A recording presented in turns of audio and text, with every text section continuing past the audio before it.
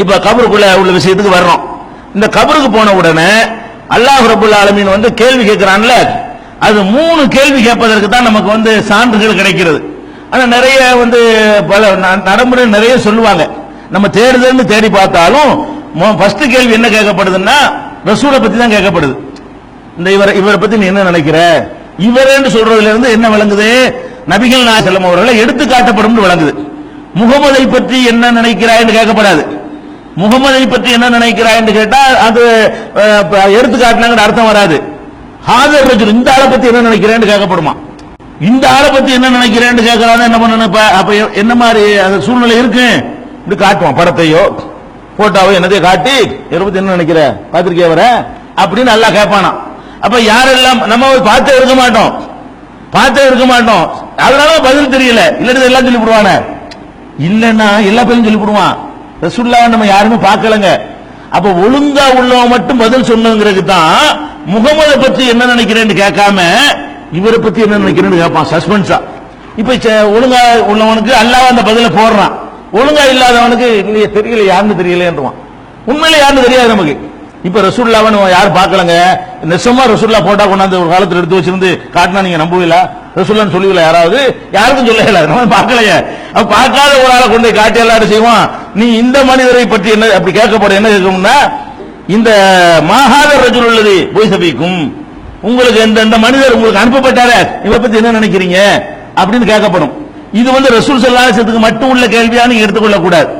அனுப்பப்பட்ட என்ன நமக்கு மட்டும் இல்லையே கபர் வேதனை, ஃபிரௌனுக்கு இருக்கு குர்ஆன்ல வருது. ஃபிரௌனுக்கு முந்தி உள்ள சமுதாயத்துக்கு உள்ளனால ஒவ்வொரு சமுதாயத்திற்கும் யாரை அல்லாஹ் தூதரை அனுப்புனானோ அவங்களுடைய படத்தை கொண்டே காட்டி இவரை பத்தி நீ என்ன நினைக்கிற, இது ஒரு கேள்வி கேட்கப்படுது. ரசூலை பற்றி ஒரு கேள்வி கேட்கப்படும். அடுத்து என்ன கேட்கப்படும் என்றால் மா தீனுக, இது எங்க இருக்குன்னு கேட்டா ரசூலுல்லாஹ் பத்தி கேட்கிற கேள்வி புகாரியில 1369, 4699, அதே மாதிரி முஸ்லிம்ல 5117, இதுல எல்லாம் நபிகள் நாயகம் ஸல்லல்லாஹு அலைஹி வஸல்லம் அவர்களை பற்றி கேள்வி கேட்கப்படும் என்று வருகிறது. அதே மாதிரி உன்னுடைய மார்க்கம் என்ன, உன்னுடைய இறைவன் யார், அடுத்த 2 கேள்வி. மன் ரப்புக, இது ஒரு கேள்வி கேட்கப்படும். இறைவனை யார் இறைவனை மட்டும் ரப்பாக ஏற்றுக்கொண்டிருந்தாங்க அவங்களுக்கு தான் பதில் வரும். நாங்க அல்லாஹ்வை வணங்குவோம், அவுலியாவை வணங்குவோம், அவங்களுக்கு எல்லாம் வராது. வணங்குதா, நாங்க அல்லாஹ்வையும் வணங்குவோம், அல்லாஹ் படைச்ச பொருள்களையும் வணங்குவோம் அப்படின்னு யாரெல்லாம் நடந்து கொண்டிருந்தார்களோ அவங்களுக்கு எல்லாம் பதில் வராது. என்ன கேள்வி கேட்கப்படும்னா மர் ரப்புக்கங்கிற ஒரு கேள்வி, வமா தீனுக்குங்கிற கேள்வி. இந்த 2 கேள்வியும் கேட்கப்படும் என்பதற்கு ஆதாரம் உங்களுக்கு ஏற்கனவே சொல்லியாச்சு. எந்த ஹதீஸை, பெரிய ஹதீஸ் சொன்னமே, உயிரை எடுத்துக்கிட்டு போகும் பொழுது என்ன நடக்கும், அதுல ஒரு சின்ன துண்டு தான் இது.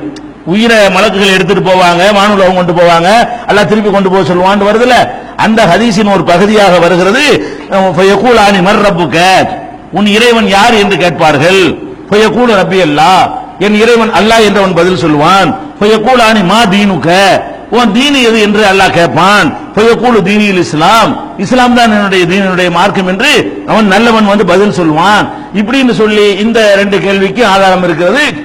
ரசூலுல்லாஹ் பத்தி கேள்வி கேட்கப்படும், இறை தூதர்களை பற்றி கேள்வி கேட்கப்படும். இந்த 3 கேள்வி தான் அங்க, மறுமையில மற்ற கேள்விகள்லாம் கொஸ்டின் எவ்வளவுதான், இந்த 3 பத்தி தான் கேள்வி கேட்கப்படுவதற்கு ஹதீஸ்கள் ஆதாரம். உன்னுடைய வேதம் எது, குர்ஆன் அப்படிலாம் சொல்லவும் முடியாது, கேட்கவும் முடியாது, வரல. அது மாதிரி கேட்கப்படும் என்பதற்கு என்ன இல்ல, எந்த விதமான ஒரு எத்தனை கடமை உனக்கு இஸ்லாத்துல பரல எத்தனை அப்படிலாம் கேட்கப்படுமான்னா அப்படிலாம் ஆதாரம் கிடைக்கல. நமக்கு தேடி தேடி பார்த்தாலும் என்ன கிடைக்குது, ரசூலுல்லாஹ் பத்தி ஒரு கேள்வி, உன்னுடைய ரப்பு யாரு, உன்னுடைய தீன் என்ன, அவனுடைய இமாம் யாரு, இதெல்லாம் ஒரு எந்த கேள்வியுமே வராது.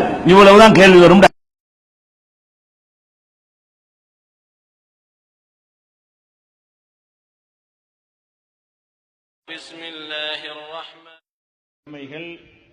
பிள்ளைகள் அவன்தான் இருக்க வேண்டிய பிரச்சனையை மிக சாதுரியமாக இருக்கிறது. சொத்து